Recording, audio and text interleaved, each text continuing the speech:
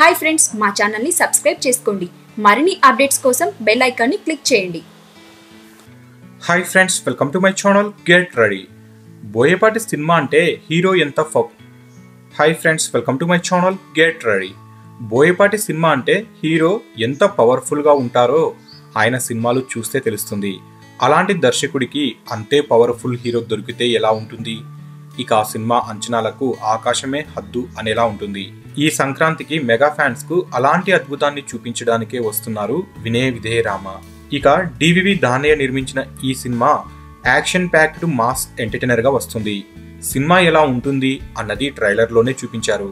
అయితే ట్రైలర్ లో లేని అద్భుతమైన సన్నివేశాలు ఈ సినిమాలో ఉన్నాయి అనేసి అంటున్నారు.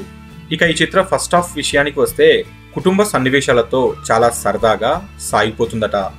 ఇక సెకండ్ హాఫ్ నుంచి ఈ చిత్రానికి సంబంధించిన అసలు సిసలైన రచ్చ మొదలవుతుంది అనేసి అంటున్నారు. రామ్ చరణ్ ఇన్ని సినిమాలలో చేసిన యాక్షన్ ఫైట్స్ ఓ లెక్క, ఈ సినిమా ఓ లెక్క అనేలా ఉందట.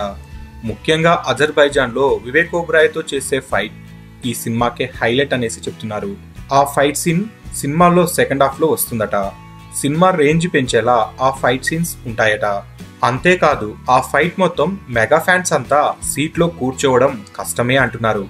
అంత పర్ఫెక్ట్ గా పవర్ ప్యాక్డ్ గా ఆ యాక్షన్ పార్ట్ ఉండబోతుంది అనేసి సమాచారం. ఇక ట్రైలర్ లో టాటూలతో కనిపించి విధ్వంసం ఎలా ఉంటుందో రుచి చూపించిన mega power star Ram Charan వెండితెర మీద అసలు సిసలు బొమ్మ చూపిస్తాడు అనేసి అంటున్నారు. ఇక రామ్ చరణ్ బోయపాటి మార్క్ మూవీగా వస్తున్న వినయ విధేయ రామ రంగస్థలం తర్వాత Ram Charan perfect action entertainer అనేసి అంటున్నారు. ఇక ఈ సినిమా అన్ని వర్గాల ప్రేక్షకులను ఆశించే స్థాయిలో ఉంటుంది అనేసి తెలుస్తుంది.